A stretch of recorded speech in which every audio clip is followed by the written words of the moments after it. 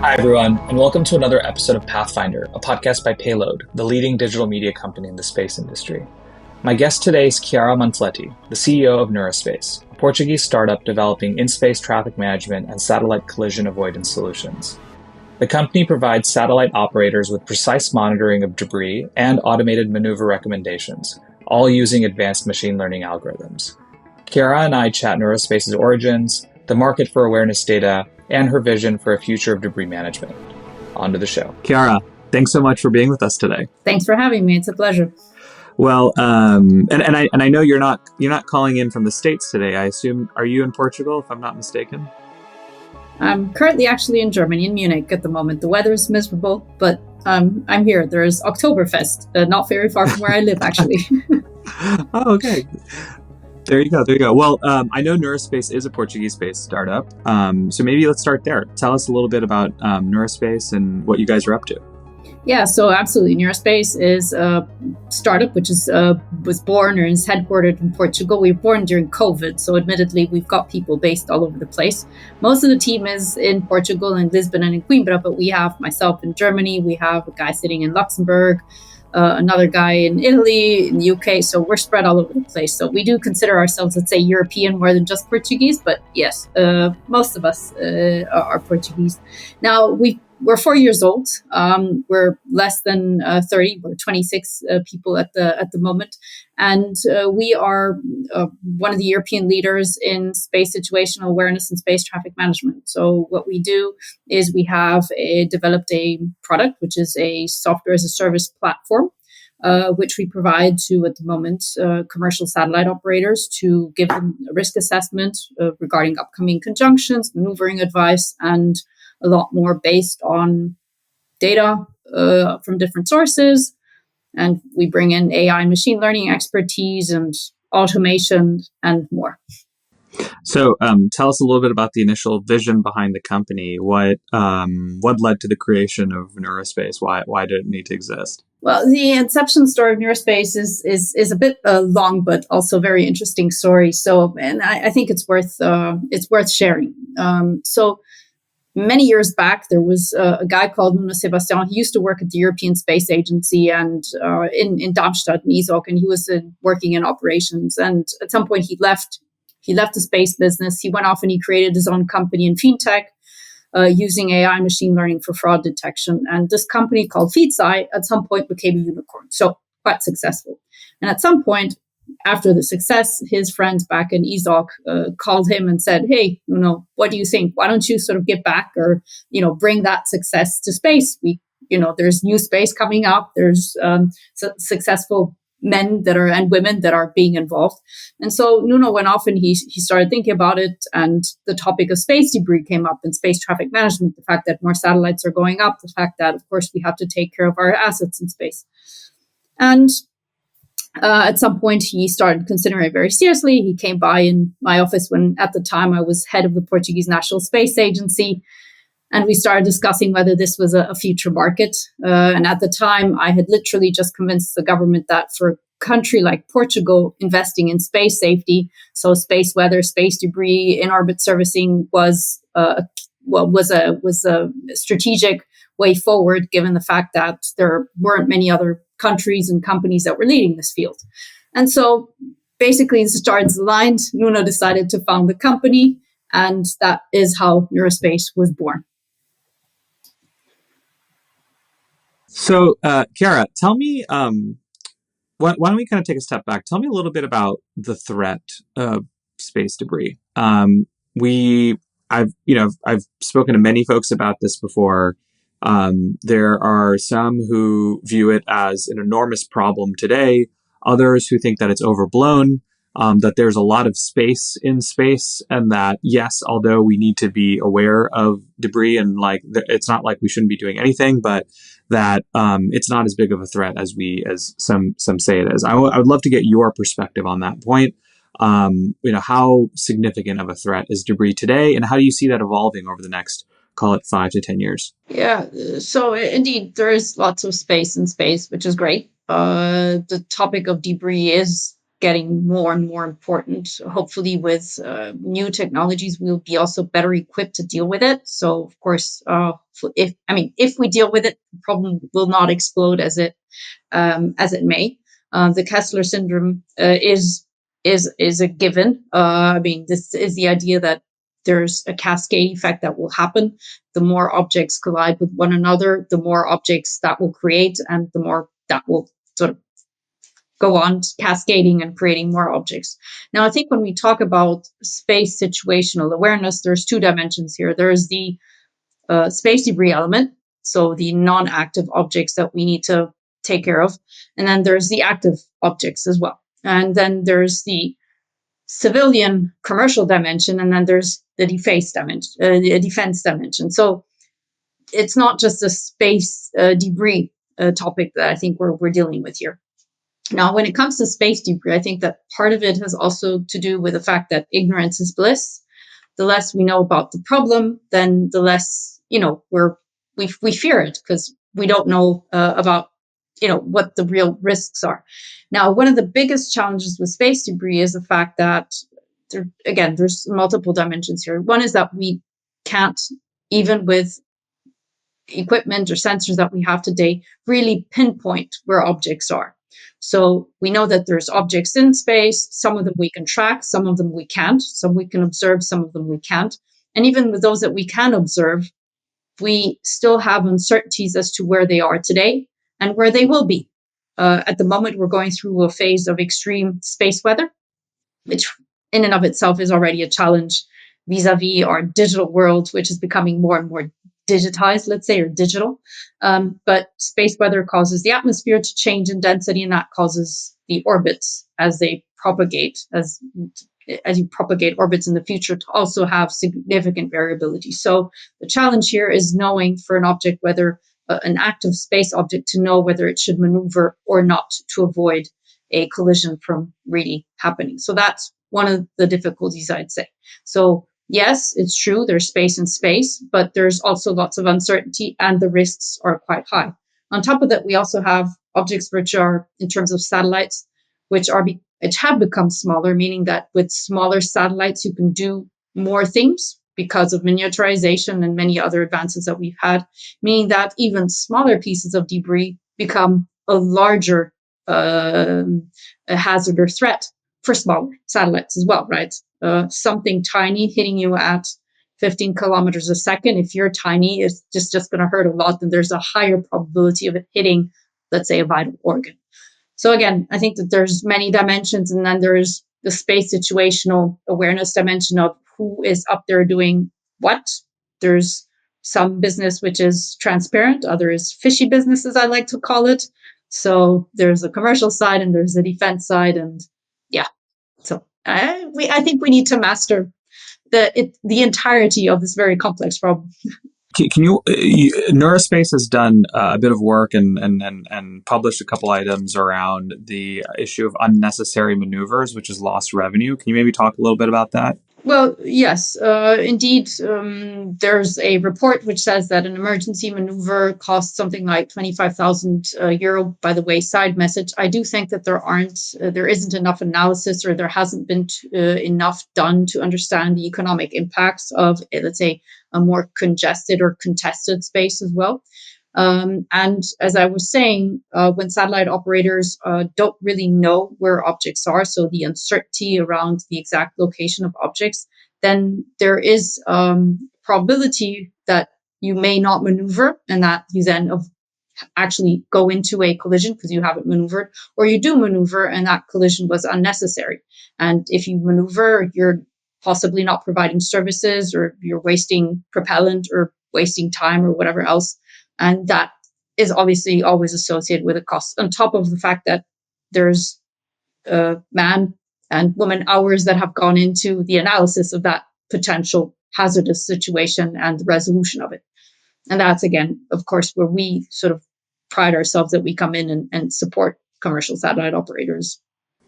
So can you walk us through the general architecture of the Neurospace system? What does it look like today? What are the products that you're offering?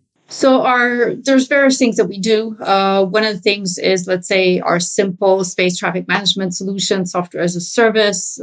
Satellite operators can upload their satellites to our platform. They see an overview of the conjunctions that are upcoming.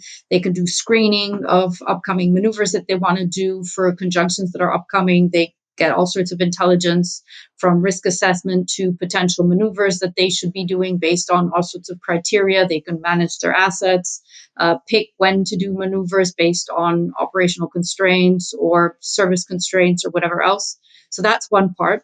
We've supported a number of operators also in observing their satellites. We have data partners as well as our own ground optical telescope, with a second one coming up soon. So we've supported satellite operators in observing their own assets in space, communicating with them, especially during the part of launch and early operation phase where there's a gap between what operators would like to have in terms of early communication and what SpaceTrack provides in terms of updated two-line elements for communications. So that's something else that we've done. And we have more upcoming. We've supported satellite operators in mission design, considering conjunctions and space debris maneuvering that has to be done over the lifetime, end of life maneuvers and more. So I wasn't aware of this, but you do have your own ground-based hardware, it sounds like, or some level of ground-based hardware. Yes, we just inaugurated our first optical telescope in Beja at the Air Force Base, the Portuguese Air Force Base in Beja, just 10th of September. Wonderful, huge event where, the highest levels of the Portuguese defense were there. We were very honored to have them there. Wonderful event, and yes, this telescope is quite an amazing piece of hardware. Right, but for the most part, you're using other operator data, other data from other sources, and in some ways sourcing and validating that for your own analysis. We have a philosophy that the best decision that you can make in this field, but others as well, comes when you bring data from different sources, so intelligence from different sources together, and you make the most out of that. So yes, we're very keen on bringing together optical, radar, laser, space weather, everything you can think of which makes sense, and we correlate and fuse that data and provide intelligence based on that correlation and fusion. So of course, yes, we have agreements with data partners from these different classes that I was mentioning, and yeah. So as the space is getting more and more competitive, maybe talk a little bit about how difficult it is to acquire the right data sets that you're looking for. Or so far, have you not really had that much difficulty in acquiring the data that you need? Well, there's two, I think, dimensions to this. One is obviously whether the data is available at all. So that's one element. The second is, are other potential players in this field willing to play along and how they perceive themselves within, let's say, the value chain. At Neuraspace, and I specifically believe also given my previous role as a head of a space agency, that if we want this market to be really established, we'll probably be seeing players that are, very specialized in sensors and providing data. Then we will have others that are more specialized in potentially, the downstream of that, right? A bit like Neuraspace is today. Now, with that given, then of course we are very open to acquiring data of other partners. But today, as I said, there aren't that many data partners or many data providers. Some of them also are still looking at where the market is and have decided that they don't want to sell their data to other, let's say, companies within this field, and they'd rather just sell their data to governments and defense players. So, of course, there are challenges, and that's also part of the reason why we've set up our own optical telescopes and other things that we're doing. But I guess it's very, very normal for an emerging field, the way space situational awareness, space traffic management is at the moment. So maybe just for the benefit of the audience, maybe could you just give us a quick high level of like what is the value chain for space situational awareness and debris management today? What does that look like? So at the moment, there are data providers indeed. Mostly these data providers are owners of assets that also provide intelligence, mostly to I'd say most of the players in this field are providing data to an intelligence, to defense, and government entities. And then there's some players that don't own any infrastructure and are, getting data from other sources, and then just provide actionable intelligence, as I'd say, to more or less degrees of integration into operations to satellite operators, or again, government entities. I'd say it's a very simple value chain, and then maybe behind those that are building and setting up sensors, there's obviously equipment providers or sensor experts and such. But at the moment, it's very simple, I'd say. It's quite similar dynamic to like Earth observation and remote sensing and imaging of Earth in terms of like you have the data acquisition players, you have the some folks who are building products that are simply using that data and coming up with intelligent and actionable insights. I'm curious, uh, do you think that the folks acquiring the data can't do the analysis and intelligence that you guys can do as someone specifically focused on it? I guess, like, maybe said differently, what is the advantage of having a business that just focuses on the intelligence aspects of the value chain versus also acquiring the data itself? So, well, I think that again, from our perspective, looking at different types of data sources gives you the best possible decision making, because the data sources are very complementary to one another. Now, if you have a very specific infrastructure that you've specialized in, then again, given also where we are today, you will be forced to be selling that data in order to maintain the business, because infrastructure isn't cheap, right? So, and potentially that data is going to be pretty expensive. So your business is going to be very much driven by the cost of your infrastructure, the cost of maintaining and operating it. So I think there's less of a possibility of playing around with different data sources and going and exploring other data sources. But we fundamentally, as I said, believe that from different data sources, because they're complementary. Radar and optical are very complementary. Sensors on ground are very complementary to sensors in orbit. Because they're complementary, there is an inherent advantage at being able to explore and extract the most that you can from these different data sources. Hence, let's say, being infrastructure light at this stage of the evolution and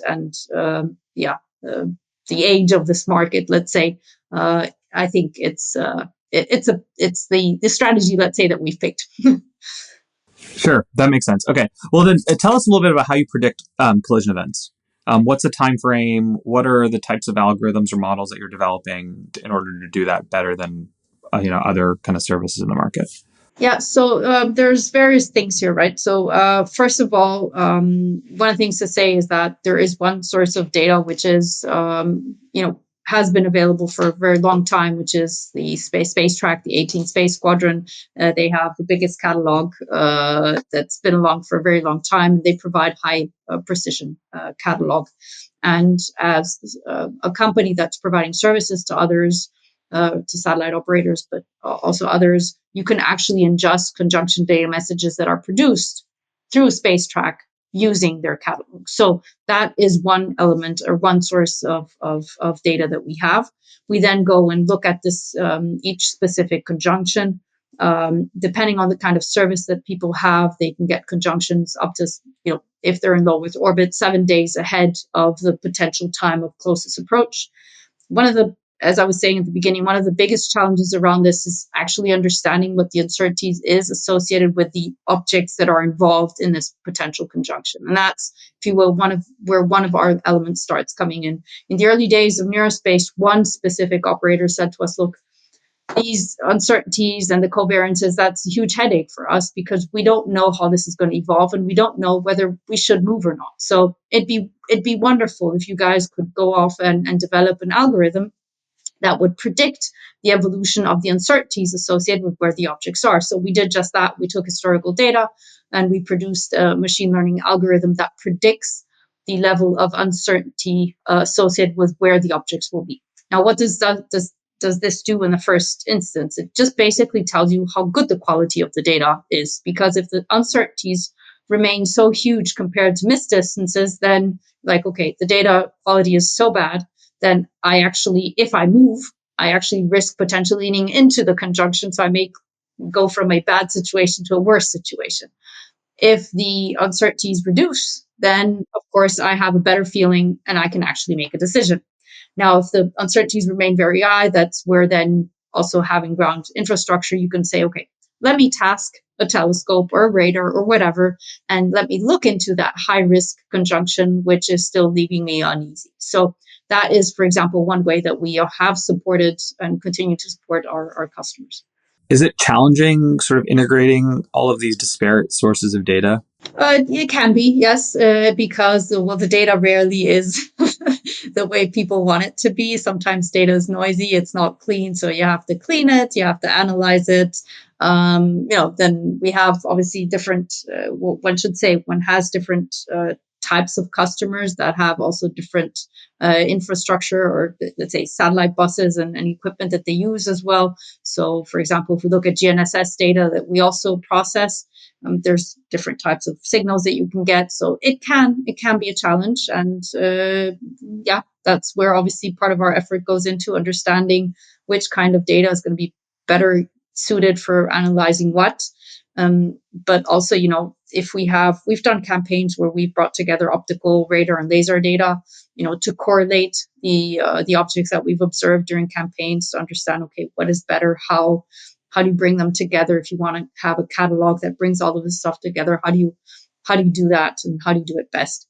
But there's more challenges coming up in the future, right? There's, sensors are going to go up in orbit, and even understanding what objects these sensors from in space will be observing, and identifying which objects they will have observed, correlating it, and understanding which of the observations will have given me the better orbital parameters of this object is it's going to be wonderful challenges upcoming. So yeah. So the platform today, how much of the kind of process of collision avoidance is automated today, and what level of kind of control do satellite operators have today versus what you think that'll look like over time? Oh, well, if over time, I mean, for me, the future is autonomous spacecraft. This is clear, right? I mean, and for different reasons. I think the human in the loop can be taken out. Sometimes the human in the loop is a problem because the human can't necessarily react in real time, or the threat can't be dealt with in real time. So for me, future is definitely autonomous spacecraft, optimization of resources in orbit, servicing everything you can imagine. That for me is the future. Now, where we are today, we're not there yet. Starlink, for example, automates collision avoidance. They have, I think, done so primarily from a intra-constellation need, right? Because their primary conjunction partners are themselves. Latest in the vicinity of the poles, they will have lots of conjunctions with each other, so they've had to resolve that issue. And naturally, it's become something that they can potentially offer also to do with others, that they take, let's say, it's more easy for them to avoid conjunctions rather than starting debating with other operators. Shall I move? Shall you move? They just say, hey, we'll move. It's done in orbit more or less, and we can take care of that. When it comes to us, as I said, we have different levels of operators that we support. And obviously, these different levels of operators have different types of ways of operating that they're accustomed to. We try and automate as much as we can because we see that the tendency is to go towards more satellites in constellations, of course, and you don't want to have huge operations teams that are there 24/7. That's unhumanly.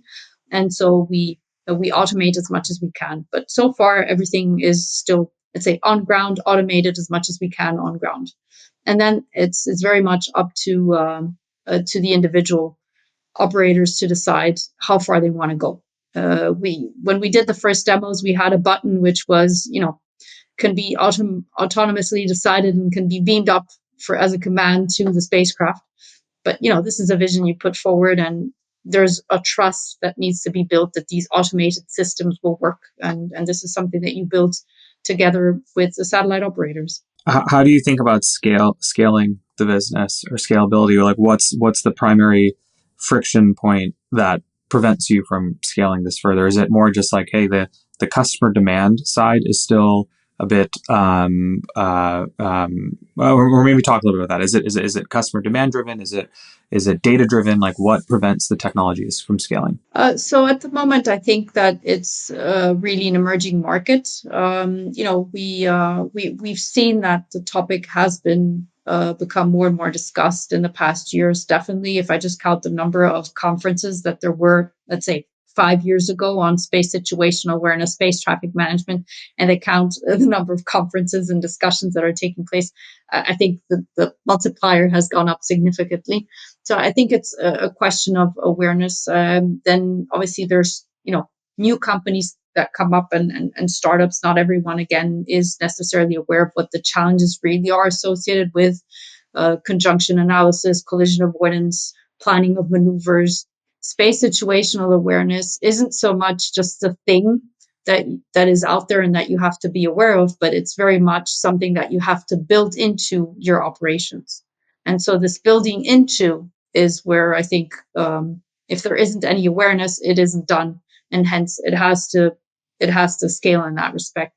So I think it's very much a question of at the moment of awareness and potentially also companies willing to allocate budgets that they weren't allocating before to this new topic that's come up, where some CEOs even of established companies may say to their technical teams like, 5, 6 years ago, this was a non-issue. Why is it an issue all of a sudden? Yes, but numbers in objects have gone up. We've become more aware of new objects. So the issue has become more important and we have to deal with it today. Are there any catalysts, positive or negative, that's on your radar that you think is going to significantly accelerate demand? Yeah, I believe so. So obviously, major conjunctions and collisions that may happen would be major catalysts. I wouldn't say waking people up, but yes, waking people up. Insurance companies have already said that they've made significant losses when it comes to claims. So I think that certainly is something to be noted. But more generally, there's a growing movement, I think, between space agencies and regulators to start pushing for more, say, sustainable practices, which go from planning sustainable mission life cycle. So how do you plan end of life? What is your plan on how many years this object is going to stay in orbit? Do you have collision avoidance measures in place? How are you planning on doing proper orbit determination? And so the more these requirements become part of mission design and planning and missions operations, given the fact that many missions still are very much institutionally driven, then we'll see more and more companies requiring these services and this intelligence and expertise. And hence that will also accelerate a market. I mean, we've already seen it. The European Space Agency has not just done the Zero Debris Charter, but they've issued requirements that they are now associating with each and every of their missions. And hence companies are becoming, nervous that they can't address these by themselves because they don't have the expertise in house. And then hence they come to companies like Neuraspace. And obviously we're happy to help. Okay, who are your primary customers today?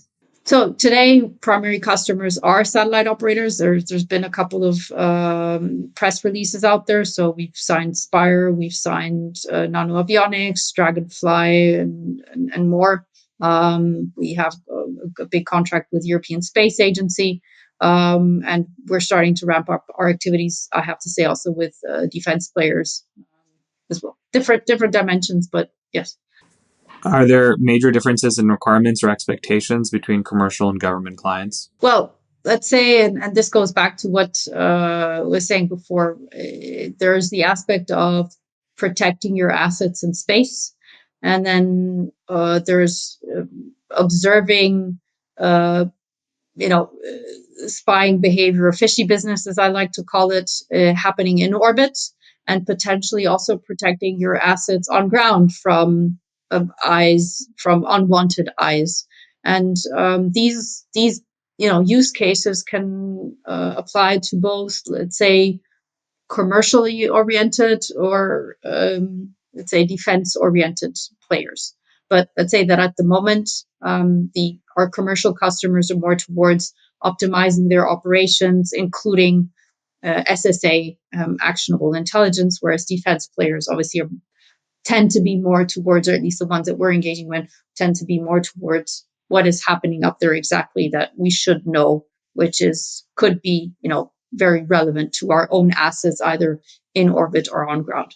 Yeah, so a big part of this whole industry is certainly regulation, right? And I'm curious to get your perspective on what is the state of regulation towards orbital debris right now globally. Where do you think the state of regulation is, and how do you expect that to change? Well, the state of regulation is that there isn't much. We've seen the FCC bring out a couple of elements where they've said, okay, you can't keep objects in orbit for 25 years after their end of life, but it can only be limited to 5. But otherwise, there isn't that much regulation. I mean, at national level, there's a couple of things like in France and in some other countries, there's the fact that you have to deorbit the upper stages and things like this. But it's there's hardly anything in place, I'd say. And hence there's huge potential for improvement, for growth. There's also huge potential for over constraining, but there's also huge potential for waiting for too long and not taking action at the right moment. So, yeah. Who do you consider to be your competitors in the market today? Well, perhaps the question is who may VCs consider to be our competitors. As I was trying to explain, we at Neuraspace were very much about, let's say more the downstream and data correlation and data fusion. And we don't see that there's many companies that are, going the same way that we are. But admittedly, within the space situational awareness market as a whole, of course, there's other companies that are active, right? So Leo Labs, and this is what I was mentioning before. Anyone who has sensors and is selling data for us could actually be a provider of data either today or in the future, also depending on how the market goes. So Leo Labs is there, Slingshot in the US, Cayenne Space. In Europe, there's Bioma, North Star, Okapi, and most of these, as I said, are looking into putting assets into orbit, and we see them naturally as potential partners, business partners in the future as well. So as I'm saying, probably the question would have been, who may others see as your potential competitors, or who is equally in the SSA market?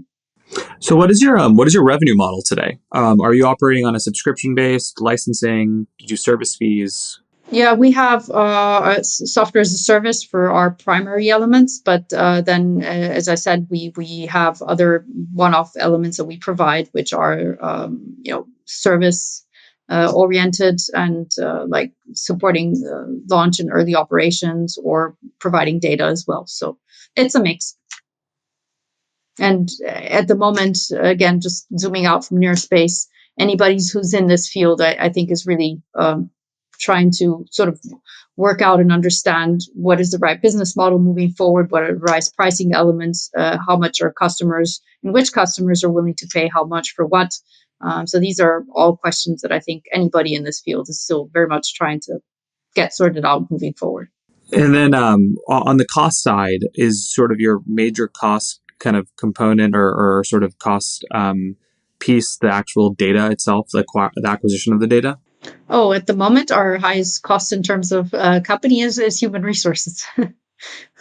So, Chiara, can you tell me a little bit about how Neurospace interacts with the some of the international regulatory bodies? I know you mentioned a couple of them earlier, but maybe talk a little bit about what type of work are you doing with the regulatory bodies today? Well, of course, we discuss, we talk to them, we try and understand how they intend to move forward. We try and stimulate, let's say, well thought regulation. I always say technically informed regulation, but technically agnostic. So we talk to the different bodies to try and understand what their challenges are, what their difficulties, and what they think they want to be implementing. And we try to encourage them to do the right thing quickly. Yeah, fair enough. And then just taking a sidestep here, just talking about funding of the business. So, I know you guys. I saw that there was a funding round that was public about a year ago, about 2.5 million euros. I want to say, if I'm not mistaken, about a year and a half, 2 years ago. Maybe tell us a little bit of how has the business been funded so far, and are you going to be pursuing any type of venture capital or any type of financing for the business going forward? Yeah, so we raised 2.5 million from Algorithmic Venture Partners, which is a lead European VC based in Portugal, but indeed very well known worldwide. Which have supported quite a number of companies, mostly non-space. Actually, we were their first space investment. We were also lucky enough to get supported via so-called next-gen post-COVID economic recovery funds. So again, I don't know if most of the audience is aware, but in Europe, there was such a thing as a European Union decision to support different countries to more greater or lesser degree, depending on how much COVID was hit. And so different funds were brought together and countries could decide in which sectors they wanted to invest, let's say. And Portugal decided to invest in space. Neuraspace put forward a proposal and we raised, let's say, 25 million from that. It's a co-funded scheme, but you can understand that for a company which 2 years ago was just 2 years old, was certainly a big boost for us as these funds were intended to develop our product and our vision for that. So, Chiara, you guys have accomplished quite a bit so far. I know you've been around for some time, and you guys are making some really good progress on the technology and on the customer side. But would love to hear from your perspective, like what is the 10-year vision for Neurospace? How do you think the market for debris management, space situational awareness is going to evolve? One thing we didn't really talk about is how physical debris removal will play itself into this. So maybe talk a little bit about that as well, but also just like, your kind of long-term vision for the business. Yeah, sure. So indeed, I do believe that the whole topic of space situational awareness and space debris is going to grow fundamentally because from a, let's say, constellation perspective, operator perspective, or anybody else really that wants to put satellites in orbit, there has to be something which is called fleet management, right? So you need to keep your orbital shell clean. You want to manage that. You want to manage your assets, refurbish your constellation so you can continue providing services. So I think that from an economic perspective, there's a lot that's going to happen in this space. Now, who's going to get there first and how with which technology? I don't know. It's very exciting. We see lots of companies looking at it from different perspectives. There's companies that are putting assets in orbit together with their main assets to sort of do that. There's others that are sort of going directly into, we just deorbit the assets that we have and then refurbish as we go along. And then there's companies that are really looking already into refueling in orbit and doing like the big vision of manufacturing in orbit and such. As I was telling you before, from my perspective, part of the future and all of these things around that I was just mentioning just now will require a lot more autonomy, automated first and then autonomous spacecraft later. And if you think about it, it's a bit like on Earth, right? So if you want to have fully autonomous cars, then these cars need to be aware of their surroundings. And the same thing goes for space, right? So if you want to have more autonomous or automated spacecraft, then they have to become more and more aware of their surroundings. And so I see the whole topic of space situational awareness, space domain awareness becoming so intrinsically interlinked into satellite operations, automation, and autonomy. So obviously for Neurospace, I see that vision coming true and us being a leader in making that happen. And obviously this entails lots of things. It entails us continuing on our strategy of looking at different sensors. It entails us potentially at some point looking into something called federated network of sensors, where you have friendly assets that are working together to, serve a certain goal. So there's software elements to where this company will have to go, and there's hardware elements to where this company will have to go, and certainly there's going to be a change in the market that will also have to take place. But that's down the road. Let's get the awareness up on having to do fleet management, asset management, and taking care of debris removal. And I think then the next natural step of autonomy and automation is just going to happen. Yeah. So, no, I totally get the vision, and obviously there's a lot more work to be done, but you guys have been doing amazing work so far. But obviously, really appreciate, Chiara, very much appreciate you being on the show. You're our first Portuguese startup, I should say. I'm pretty sure I'm correct about that. Very nice. So you're our first Portuguese startup on the show. So we're excited to follow your progress, and we look forward to having you back on the show soon. So thanks so much for being with us. Thanks for having us. It's been a pleasure.